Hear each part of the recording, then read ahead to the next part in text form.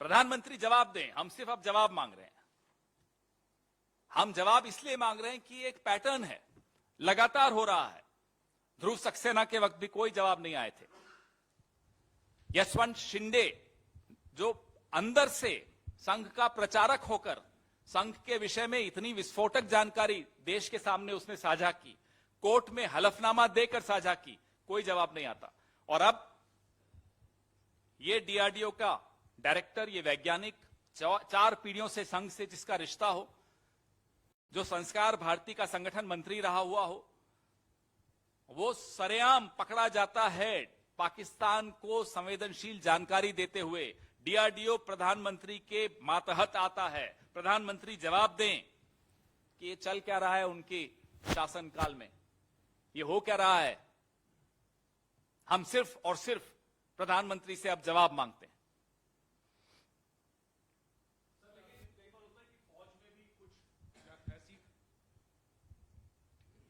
जैसे सर खबरें आती हैं कि फौज में भी कुछ ऐसे खुलासे होते हैं कि कुछ जासूस दूसरे देशों के निकलते हैं, तो सवाल पूरी सेना पे या फौज पे खड़ा नहीं होता। उसी तरह से अगर कोई आरएसएस का वर्कर या मेंबर अगर इस तरीके में पकड़ा जाता है तो पूरे ऑर्गेनाइजेशन पे, पूरे डीआरडीओ पे कोई सवाल नहीं लग रहा। आरएसएस पूरे डीआरडीओ पे कोई सवाल नहीं लग रहा। संघ पे इसलिए लग रहा है कि एक उदाहरण नहीं है ये। यशवंत शिंदे का नाम मैं बार बार इसलिए ले रहा हूं कि मैं चाहता हूं या तो यहां बैठे हुए या फिर आप घर जाकर या ऑफिस जाकर जरूर इस पर थोड़ी रिसर्च करिए, गूगल करिए, यशवंत शिंदे नांदेड़ आरएसएस। सिर्फ ये 4 शब्द डाल दीजिएगा, आपको बहुत कुछ मिलेगा। क्योंकि अभी हाल फिलहाल में ही सीबीआई ने उनका हलफनामा तक लेने से मना कर दिया। ये तो अंदर से आवाज आई थी। और आप कहते हैं पूरे संघ के विषय में नहीं बात करूं, तो एक भोपाल की सांसद हैं, शहीद हेमंत करकरे के विषय में अभी 2 साल पहले उन्होंने क्या कहा था वो आपने भी सुना, मैंने भी सुना। मेरा तो सर झुक गया शर्म के मारे कि इस राजनीति में एक ऐसी व्यक्ति भी है जो एक शहीद हेमंत करकरे के लिए इस तरह की टिप्पणी कर सकती है। प्रज्ञा ठाकुर उसका नाम है। एक नाम नहीं है, ध्रुव सक्सेना भी नाम है। एक पूरा इतिहास आपको मिलेगा इस तरह की गतिविधियों में संलिप्त लोगों का। क्यों वो उसी विचारधारा से जुड़े हुए हैं, हम ये जानना चाहते हैं। क्यों गृह मंत्री जो आज गृह मंत्री हैं, उन्होंने आईएसआई को क्लीन चिट दी थी जब पठानकोट में आईएसआई को अंदर बुला के उसका निरीक्षण करवाया गया था। यह देश के इतिहास में कभी नहीं हुआ। तो यह चल क्या रहा है? क्यों आरएसएस की कोई जवाबदेही नहीं होती इस देश में? बाय 1 गेट 1 फ्री, वोट दिया बीजेपी को, ऊपर से आरएसएस फ्री। क्यों? और क्या कर रही है आरएसएस इस देश में?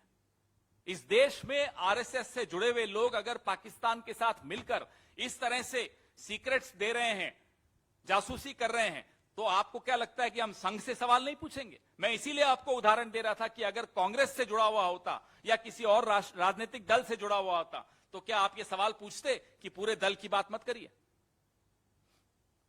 पवन जी, आपने एक और बात बोली कि पीएमओ और संघ के बीच में कुछ रिश्ते खराब चल रहे हैं, किस आधार पे आप ये बात कह पा रहे हैं? नंबर 1। नंबर 2, आपसे पूछना चाहूंगा, अगर डीआरडीओ का चेयरमैन नियुक्त हो रहा है या और ऐसी संस्थाएं हैं जहां के प्रमुखों का चयन हो रहा है, वहां पर आप इस बात की भी मांग कर रहे हैं, क्या स्क्रूटनी इस बात की होनी चाहिए कि वो किसी संस्था से या किसी संगठन से जुड़े हुए ना हो? संघ के लोग, हमारी जानकारी में आया है, आपकी भी जानकारी में आया है, हर मंत्री के साथ एक ओएसडी या एक पीएस संघ की तरफ से या संघ से संबंधित एक संस्था की तरफ से प्लांट किया जाता है। वो क्यों होता है वहां, हम जानना चाहते हैं। सरकार पे नजर रखने के है या इस तरह के काम करने को है या कुछ और काम है जो हमें नहीं मालूम है, कुछ और चल रहा है वहां।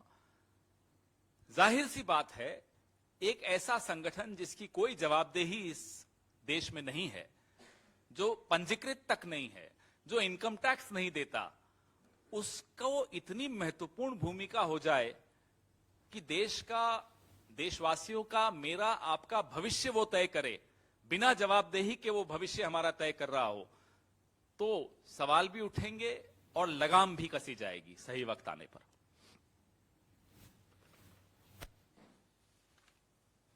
कोई टिक टैक नहीं है तो अभी जो भी पूछना है पूछ लीजिए।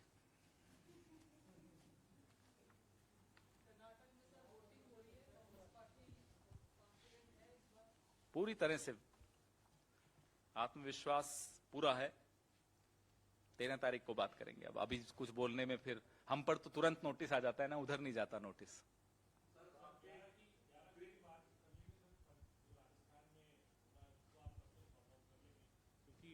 कुछ सॉर्ट आउट करने लायक तो कुछ है ही नहीं। क्या सॉर्ट आउट करना है? बोले सब आप सबको। अब ये मजाक में कुछ कह दें तो मजाक को थोड़ी सॉर्ट आउट किया जाता है। मजाक की बात मजाक में कभी कह देंगे, जवाब मिल जाएगा मजाक में ही।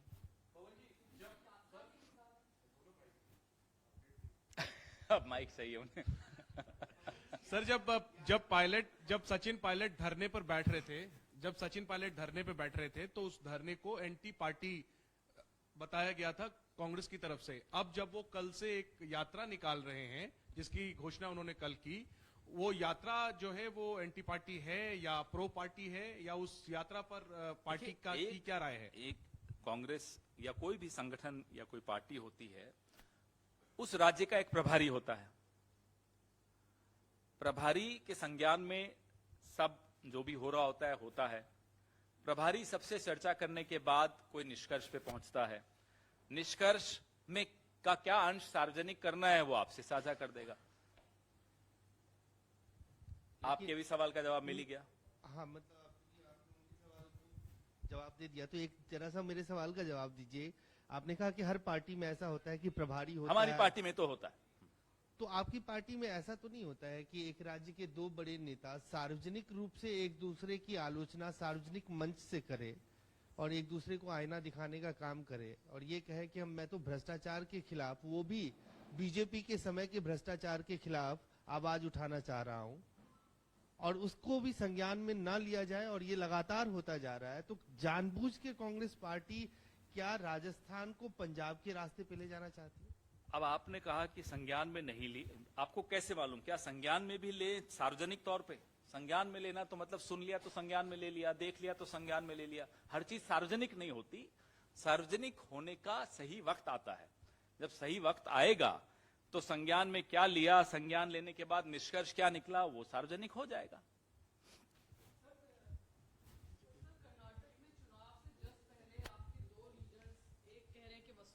सरकार बचाई, मुख्यमंत्री हैं राज्य के, दूसरे कह रहे हैं कि वो तो सोनिया गांधी उनकी नेता नहीं है, उन्होंने बता दिया। तो ये एंटी पार्टी एक्टिविटी नहीं, इसको जैसा मैंने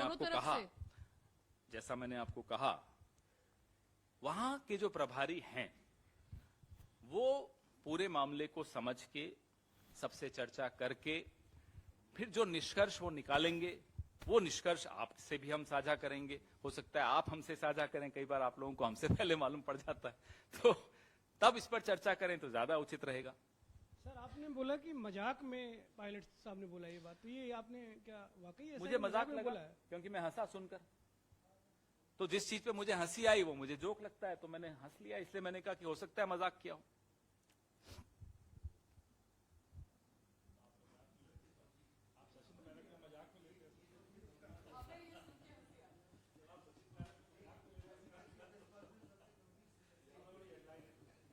सबसे गंभीर स्टेटमेंट इस पूरी प्रेस कॉन्फ्रेंस में यह है कि राष्ट्रीय स्वयंसेवक से जुड़े हुए लोग, 4-4 पीढ़ियों से राष्ट्रीय स्वयंसेवक संघ से जुड़े हुए लोग किस तरह की गतिविधियों में संलिप्त हैं, ये आपके सामने मैंने रखा, ये देश के सामने रखा। मुझे लगता है उससे ज्यादा गंभीर और कुछ नहीं हो सकता। युद्धों में कभी नहीं हारे हम, डरते हैं छल छंदों से, हर बार पराजय पाई है अपने घर के जयचंदों से। अब मैं जयचंदों की बात कर रहा हूं, राष्ट्रीय स्वयंसेवक संघ के जयचंदों की, तो आपको वो बात गंभीर नहीं लग रही?